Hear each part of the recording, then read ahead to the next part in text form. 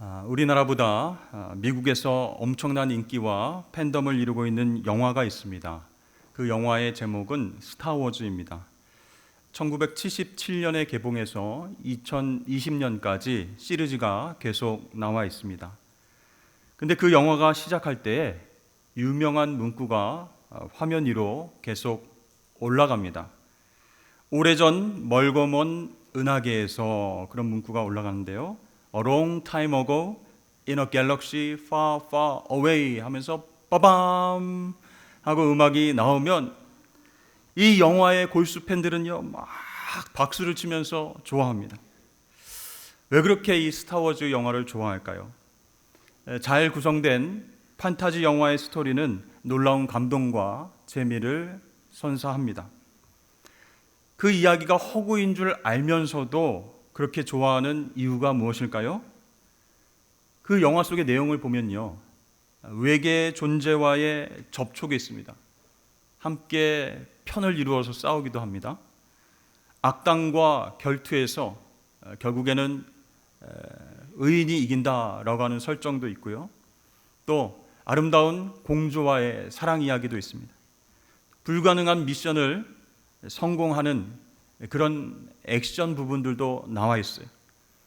그러니까 우리가 열망하는 것들을 다 채워주기 때문에 그 영화에 그렇게 열광하고 좋아하는 것이다 라는 생각이 듭니다. 그런데 이런 영화 말고 옛날 옛적에 아주 먼 옛날에 이렇게 시작하는 수많은 동화와 전설과 신화가 있습니다. 실제로 있었던 일은 아니지만 그래도 배울 것이 있는 교훈적이고 아름다운 스토리로 채워져 있습니다. 그 중에서 우리가 잘 알고 있는 이솝 우화. 이 이솝 우화는요, 약 2700년 전에 그리스에 살았던 노예 아이소포스, 즉 이솝이라고 하는 사람이 쓴 이야기입니다. 정말 오랜 시간이 지났음에도 불구하고 우리가 기억하는 이야기들이 많이 있죠. 사자와 생쥐 이야기, 황금알을 낳는 거위 이야기, 또 여우와 포도 이야기, 그런 이야기를 통해서 아직도 우리에게 교훈을 주고 있습니다. 그런데 오늘 우리가 마태복음을 읽었는데요, 마태복음 어떻게 시작합니까? 옛날 옛적에 오랜 옛날에 이렇게 시작하지 않습니다. 아브라함과 다윗의 자손 예수 그리스도의 계보라 이렇게 시작합니다. 즉 동화와 전설과 신화 이야기가 아니다 그런 뜻이죠.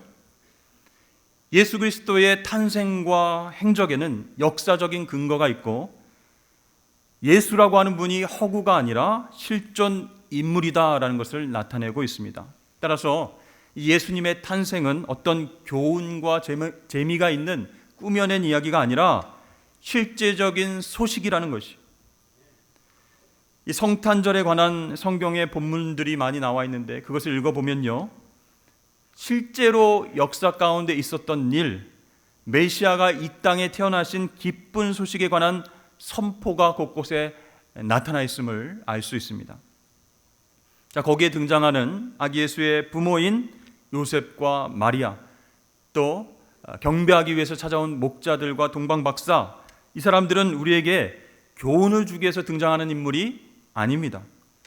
하나님께서 하신 위대하신 일, 어두운 세상에서 헤매는 인간을 사랑하셔서 독생자를 이 땅에 보내신 그 역사적인 사실을 증거하는 증인으로 나오고 있다는 것이 중요합니다. 세상의 종교들은 자신이 구원받기 위해서 반드시 무엇인가를 열심히 해야 합니다. 그 종교에서 제시하는 교훈을 따라서 의지적으로 열심히 노력하고 애써야 구원을 받을 수 있습니다. 그러나 기독교의 복음은 다릅니다. 예수 그리스도는 이 땅에 인간으로 오셔서 이렇게 말씀하시는 거예요. 내가 너희를 사랑해서 이곳으로 내려왔다.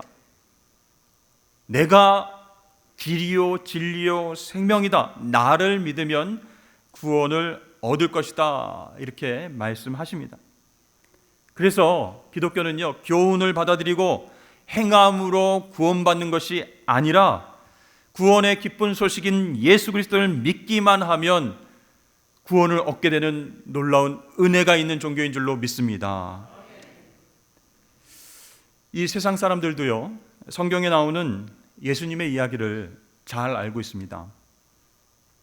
요셉의 아들인 예수는 베들레헴 마국간에서 태어나서 가난하고 소외된 사람들에게 사랑과 치유와 기적을 베푼다. 막 풍랑을 잔잔하게 하고 오병이어 기적으로 많은 사람들을 먹이고 또 귀신 들린 자를 치유하고 죽은 사람을 일으킨다. 마지막에는 대적들의 모함으로 십자가형으로 죽게 되지만 결국 3일 만에 다시 살아나서 모두에게 소망을 준다. 이러한 예수님에 관한 스토리를 세상 사람들도 잘 알기 때문에 사람들은요, 성탄도 또 하나의 훌륭한 동화, 교훈을 주는 어떤 신화적 이야기로 받아들인다라는 것이에요. 그러나 마태복음은요, 1절이 시작되는 그 순간부터 그런 세상 사람들의 생각이 틀렸다라고 말하고 있습니다. 하나님의 아들인 예수는 영혼의 영역에서 시간의 영역으로 하늘 영광 버리고 우리가 사는 이 땅에 오셨다. 역사적인 실존 인물이다라고 밝히고 있습니다. 그렇기 때문에 마태복음은 아주 먼 옛날에 이렇게 시작하는 동화와 전설과 신화와는 다르게 예수님의 족보를 기록하면서 큰 기쁨의 소식이 역사적인 사실이다라는 것을 제일 먼저 선포하고 있는 것입니다. 여러분, 저도 뼈대에 있는 집안이라는 사실을 혹시 아십니까? 네. 어디 곽씨, 어디 파, 멧돼손이라고 하는 사실을 제가 잘 알고 있습니다. 예전에 할아버지께서 족보를 딱 펼치시면 다 한자로 되어 있어요. 그걸 제가 잘 모르죠. 근데 한자로 기록된 조상들의 이름을 보여주시면서 이분은 이런 나란 일을 했고 저분은 이렇게 훌륭한 일들을 하셨다, 이렇게 자랑스럽게 말씀하신 것도 기억이 납니다. 최근에는 곽씨 종친회가 있으니 나오십시오. 네, 무슨 총회가 있고 모임이 있으니까 참석해 주십시오. 이런 우편물과 문자도 받았습니다. 근데 여러분, 요즘 어떻습니까?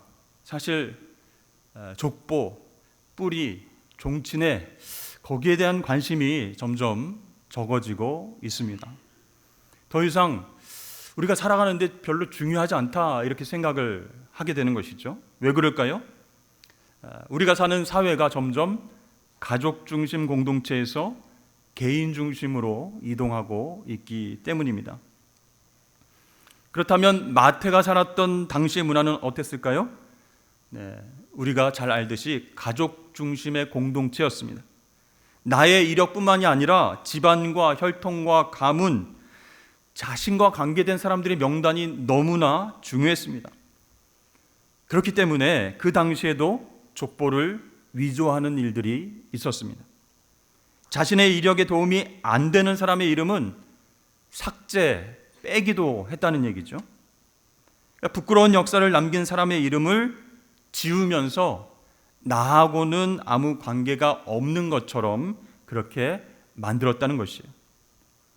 그러니까 내가 정말 수준 높은 명문가 출신임을 자랑해야 되는데 내 이름이 들어가 있는 그 족보에 흠이 있고 죄 있는 사람의 이름이 들어가면 안 된다, 이렇게 생각해서 사람의 이름을 빼기도 하고 그렇게 조작을 하기도 했다라는 것이죠. 그런데 여러분, 마태는 어떻습니까? 예수님의 족보를 쓸 때에 그렇게 하지 않았습니다. 충격적이게도 여자가 5명이나 들어있습니다. 지금의 우리는 아니 그게 뭐 문제가 되는가 할 수 있겠지만 고대 가부장 사회는요, 가문과 명예가 중요합니다. 그런 사회에서 여자를 족보에 올리는 것은 말도 안 되는 일이에요.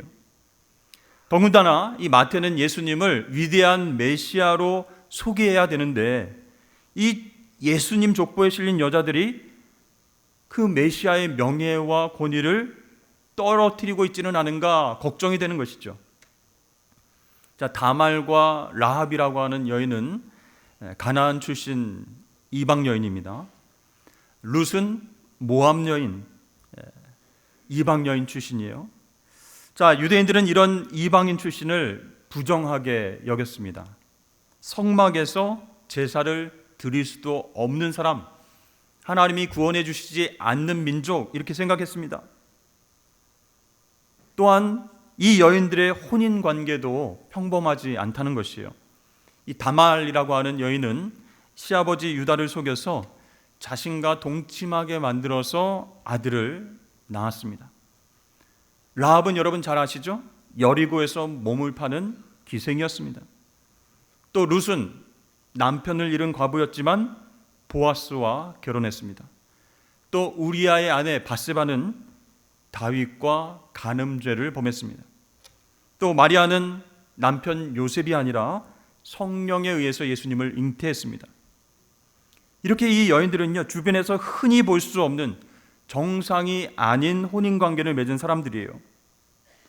자, 이 여인들이 아브라함과 이삭과 야곱이라는 그 이스라엘 대표 족장의 아내를 밀치고 예수님 족보에 올라간 거예요.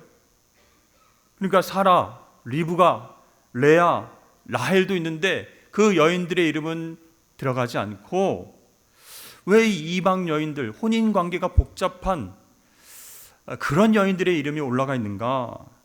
이쯤 되면 누군가가 이 마태를 회유하고 돈을 주고 매수한 것은 아닌가? 그런 의심이 들 정도입니다.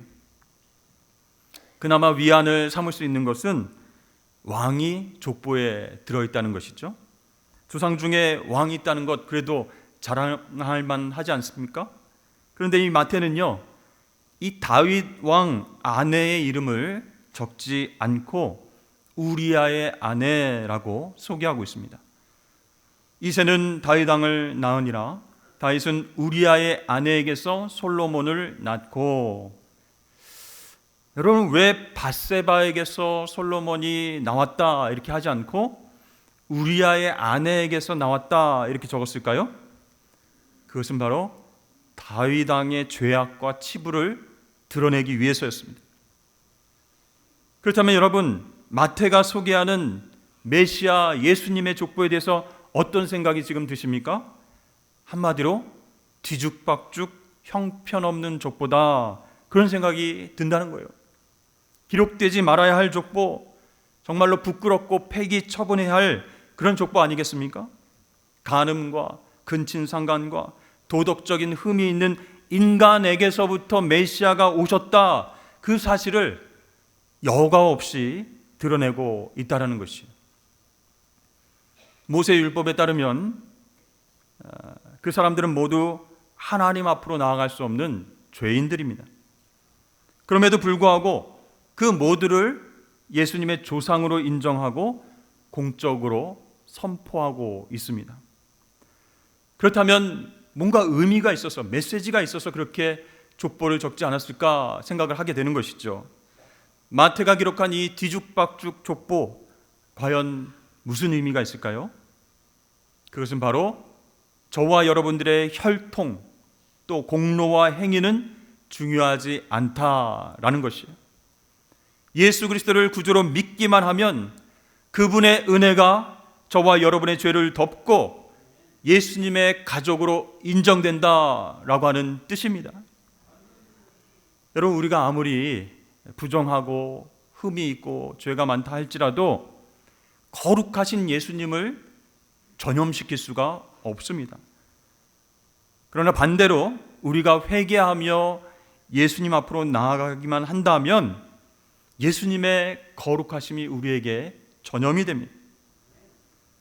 그때 예수님은 우리를 하나님 자녀로 받아주시고 눈과 같이 순결하고 깨끗한 의의 옷을 입혀주시는 줄로 믿습니다. 이것이 바로 족보에 드러난 비밀인 것입니다. 착한 사람, 큰 일을 한 사람, 업적을 이룬 사람, 명예와 권력이 있는 사람, 왕과 귀족 혈통은 받아들여지고 악한 사람, 실수한 사람, 죄를 짓고 헤매는 사람은 배제되는 것이 아니라는 것이, 예수님의 족보는 그런 세상적인 기준이 아니라 오직 예수님의 은혜로만 하나님의 가족으로 받아들여질 수 있다, 이렇게 말하고 있는 것이죠. 우리가 마태복음의 족보를 읽어보면 반복적으로 나오는 문장이 있습니다. 누가 누구를 낳고 누가 누구를 낳고 이렇게 반복되고 있습니다. 그럼 어떤 분은 그렇게 말했어요. 아니, 우리 조상의 족보도 잘 모르는데 이스라엘 족보를 우리가 알아야 되느냐, 이렇게 말합니다. 또 어떤 분은 알지도 못하는 이름이 계속 나오고 발음하기도 어려운 이름이 나오는데 이걸 계속 낳고 읽어야 되는가, 뭔가 지루하다, 이렇게 이야기하기도 합니다. 또 어떤 분은요, 성경 공부를 통해서 예수님 족보에 드러난 그 인물들이 죄인이라는 걸 알았어요. 그러니까 이런 죄인들이 속해 있는 족보는 예수님 보기에도 너무 민망하고 부끄러운 것이 아닌가, 이렇게 생각하기도 합니다. 그러나 여러분, 예수님의 족보는요, 하나님의 은혜가 의인과 죄인 누구에게나 다 임하고 있음을 분명하게 보여주는 은혜의 족보인 줄로 믿습니다. 그러니까 하나님이 우리를 부끄러워하지 않으신다라는 것이에요. 세상의 족보나 이력서를 보면 어떻습니까? 죄가 있고 실수가 있고 나쁜 짓을 하면 다 빼버립니다. 그러나 하나님은 그렇지 않다는 것이에요. 그러므로 여러분, 우리 모두는 다 하나님의 사랑스러운 자녀이고 가족 됐음을 여러분 믿으실 수 있기를 바랍니다. 히브리서 2장에 보면 이런 말씀이 있습니다. 거룩하게 하시는 이와 거룩하게 함을 입은 자들이 다 한 근원에서 난지라. 그러므로 형제라 부르시기를 부끄러워하지 아니하시고. 하나님께서 저와 여러분들을 연약함이 있다고, 죄성이 있다고 부끄러워하지 않는다는 거예요. 우리 이름을 빼버리지 않으신다, 그렇게 말씀하시는 겁니다. 저는 최근에 충격적인 그런 이야기를 들었습니다. 초등학생 사이에서 유행하는 말 중에 개근거지라고 하는 말이 있다고 합니다. 여러분 들어보셨습니까? 이 가족들과 해외여행을 한 번도 가지 못하고 꼬박꼬박 학교에 출석해서 개근하는 아이들을 가리켜서 개근거지다, 이렇게 학생들 사이에서 부른다는 것이에요. 얼마나 충격적인지 몰라요. 여러분, 혹시 여러분들은 내가 많이 배웠다고, 가진 것이 조금 있다고, 힘이 조금 있다고 그렇지 못한 사람들 무시하거나 경멸한 적은 없으십니까? 세상은 혈통과 경제력을 굉장히 중요시합니다. 인종과 계급을 따집니다. 또 직업과 능력을 중요시합니다. 그러나 하나님은 그 모든 것을 뒤집으십니다. 예수 그리스도 은혜 안에 있는 모든 사람들을 차별 없이 사랑하시는 줄로 믿습니다. 형제라 부르기를 부끄러워하지 않으신다 라고 말씀하시는 거예요. 그렇습니다. 예수님은 성육신 하심으로 가난한 백성들 사이로 들어오셨어요. 궁핍한 사람들과 함께 사셨고 그들과 함께 식사하시고 교제하셨어요. 의지할 곳 없는 과부의 아들을 살려주셨고 사람들이 많은 곳에서도 눈치 보지 않고 여성들과 얘기하셨습니다. 사실 이 유대인 남자가, 특별히 선생으로 랍비로 존경받는 남자가 여인들과 공공장소에서 대화하는 것은 금지되어 있었습니다. 그런데 예수님은요, 그 차별적 문화를 거부하셨다는 거예요. 또 인종차별에 순응하지 않으시고 유대인들이 미워하는 사마리아인을 예화의 주인공으로 말씀하셨습니다. 또 쓸데없이 귀찮은 존재라고 그렇게 치부했던 어린아이들을 예수님은 웃으면서 맞이해 주셨습니다. 그러므로 여러분, 내 마음 안에 가짜 신이 있다면 몰아내야 됩니다. 진짜 우리를 사랑하시고 다스리시는 왕은 예수님 한 분뿐인 줄로 믿습니다. 그분은 어떤 분이세요? 사회 관습과 차별을 거부하시고 은혜 안으로 우리를 부르시는 분이세요. 우리를 부끄러워하지 않으시고 형제 자매로 맞이해 주시는 사랑의 하나님이십니다. 그래서 우리는 예수 그리스도 은혜 안에서 형제 자매 되어 함께 신앙생활을 할 수 있는 것입니다. 오늘 족보의 마지막을 보면 세대수가 기록되어 있습니다. 아브라함부터 다윗까지 14대, 다윗부터 바벨론에 잡혀갈 때까지 14대, 바벨론으로 잡혀간 때부터 예수 그리스도까지 14대 이렇게 이야기하고 있습니다. 왜 이렇게 14대씩 나누어 놨을까요? 자, 그 말씀을 가만히 보면 7대가 6번이 등장하는 것이죠. 그러면 예수님은 7번째 7의 시작이 된다, 그런 뜻이에요. 여러분, 성경에서 7이라고 하는 숫자는 굉장히 중요한 완전수입니다. 자, 하나님께서 창조의 일을 마치시고 7째 날에 안식하셨어요. 또 모세의 율법에 따라서 농부들은 7째 해마다 그 땅의 자양분이 살아나도록 땅을 묵혀야 됐습니다. 쉬게 해야 했습니다. 즉 7째 해에는 안식을 해야 된다라고 하나님 말씀하셨죠. 또 레위기 25장을 보면요, 7번째 7해 중에서 마지막 해가 49번째 해인데요, 그 해는 희년이라고 해서 모든 노예들이 해방이 되고 모든 빚이 탕감되는 그런 해입니다. 그러니까 온 땅도 쉬고 힘들고 고달픈 짐에서 고생하던 온 백성들도 안식하는 해가 바로 희년이었다라는 것이죠. 자, 그런 의미에서 마태는요, 이 안식이 예수 그리스도를 통해서만 온다라고 오늘 족보를 통해서 말하고 있는 것이에요. 여러분, 우리에게는 안식이 필요합니다. 세상의 고통과 악으로부터 벗어난 안식을 누려야 합니다. 그런데 그 안식은 어떻게 오게 될까요? 우리의 힘으로 역사를 통제하고 모든 일들을 바로 잡으면 올 것 같지만 그것은 사실 불가능한 일입니다. 예수 그리스도가 우리 마음 가운데 오셔야 진정한 안식과 평화가 찾아오는 줄로 믿으시길 바랍니다. 따라서 우리는요, 하나님께서 역사를 주관하신다라고 하는 것을 확신하면서 예수 그리스도의 오심을, 그분의 탄생을 기쁨으로 받아들일 수 있어야 참된 안식을 경험하게 되는 것이에요. 제가 본 감동적인 영화 중에 하나가 미션입니다. 여러분들도 많이 보셨죠?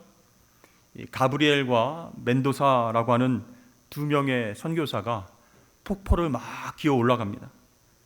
그 폭포 위에 살고 있는 과라니족에게 가서 예수님의 사랑과 복음을 전하게 됐죠.